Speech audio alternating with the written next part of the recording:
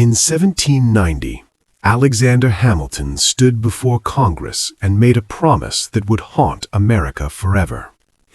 He said the United States would honor every dollar of Revolutionary War debt, not some of it, all of it. $30 million that the new country couldn't afford and didn't technically have to pay. People called him insane. He did it anyway. And in that moment, he didn't just create American credit, he created a trap. Because once you promise to always pay your debts, you can always borrow more. And once you can always borrow more, you never have to stop. That was 235 years ago. The debt never went away. It just kept growing. Today, the United States owes $36 trillion.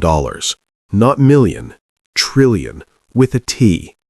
That number is so large it stops meaning anything. So let me put it differently.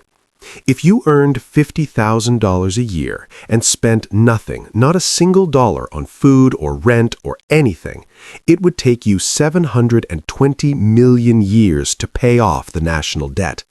That's longer than complex life has existed on Earth. And here's the part that breaks people's brains. Nobody thinks this is a crisis. Not Congress, not the Treasury, not the bond market.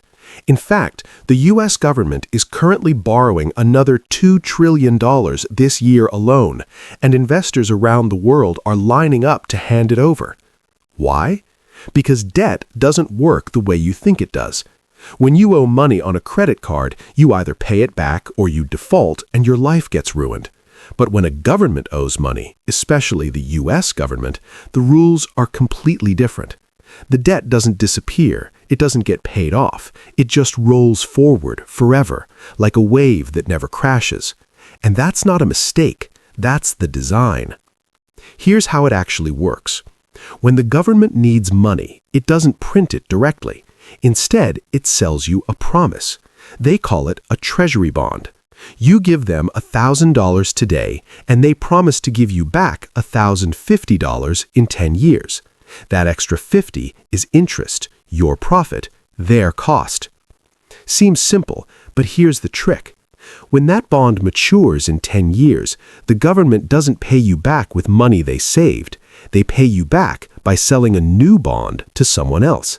They borrow new money to pay off the old money, and then, 10 years later, they do it again, and again, forever. This is called rolling over the debt. And it only works if people keep buying the bonds. Now you might be thinking, eventually someone's going to stop buying, right? Eventually the music stops. Except it doesn't. Because U.S. Treasury bonds aren't just an investment. They're the safest asset on planet Earth. Safer than gold, safer than real estate, safer than anything.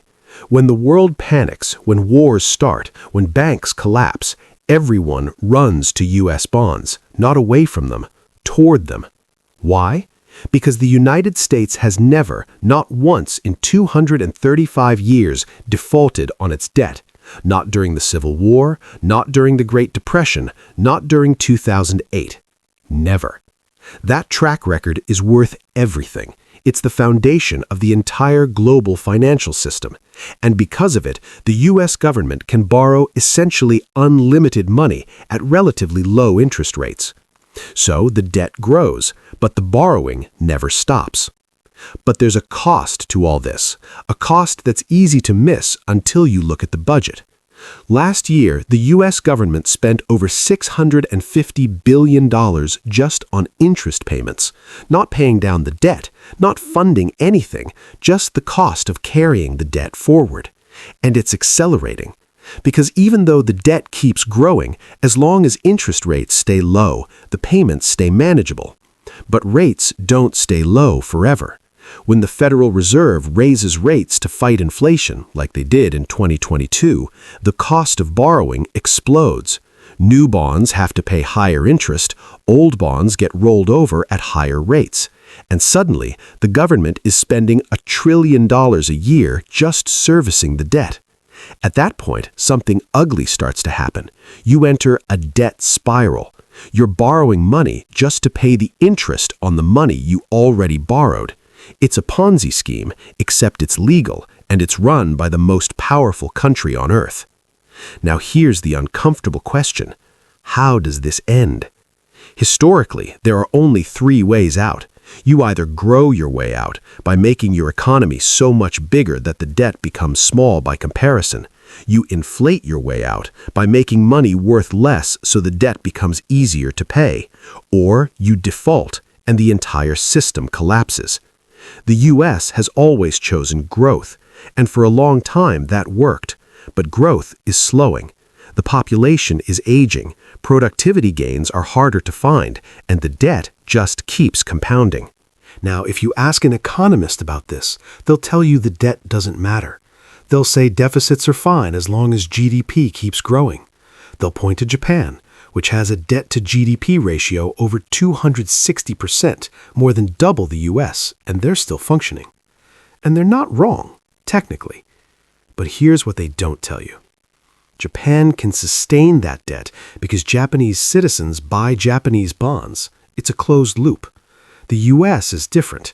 A huge chunk of American debt is owned by foreign countries, China, Japan, Saudi Arabia, and those countries are starting to diversify.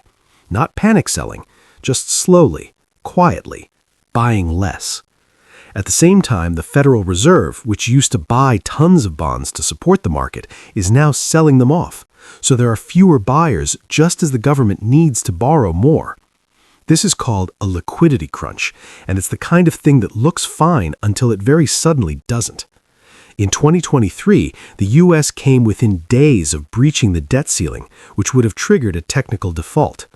Congress raised the limit at the last second, like they always do, but each time it happens, the margin for error shrinks, trust erodes, markets get nervous. And once trust breaks, once people stop believing the U.S. will always pay its debts, the entire system unravels. Because U.S. bonds aren't just an asset, they're the anchor of global finance. Banks hold them, pension funds hold them, foreign governments hold them. If they collapse, everything collapses. So why does no one seem worried? Because the alternative is unthinkable. If U.S. debt is unsafe, then nothing is safe. The dollar loses its status as the global reserve currency, interest rates spike, international trade breaks down, inflation spirals, governments fall. So instead, everyone pretends the debt is manageable. Politicians promise to fix it later. Economists write papers explaining why it's fine. The Treasury keeps issuing bonds, and the world keeps buying them. It's a collective delusion, but it's a necessary one. Because the moment we admit the debt can't be sustained, we trigger the very crisis we're trying to avoid. So we don't admit it.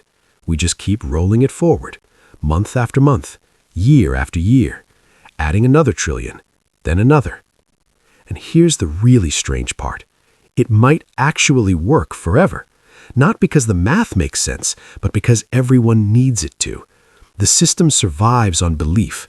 As long as people believe U.S. bonds are safe, they are safe. It's a self-fulfilling prophecy. But belief is fragile, and history is full of systems that seemed permanent until the day they weren't. In 1790, Alexander Hamilton made a promise that turned the United States into the most credit-worthy nation in history. But he also locked us into a cycle we can never escape, because the debt doesn't disappear. It compounds, it accrues interest, it demands payment, and the only way to pay it is to borrow more. We are now 235 years into an experiment that has no historical precedent. No country has ever sustained this level of debt for this long while maintaining global dominance. Maybe we're different. Maybe the rules don't apply to us. Or maybe the debt is just waiting, growing quietly in the background, until one day it's not quiet anymore. And on that day, we'll finally learn the answer to the question no one wants to ask. What happens when the safest asset in the world stops being safe?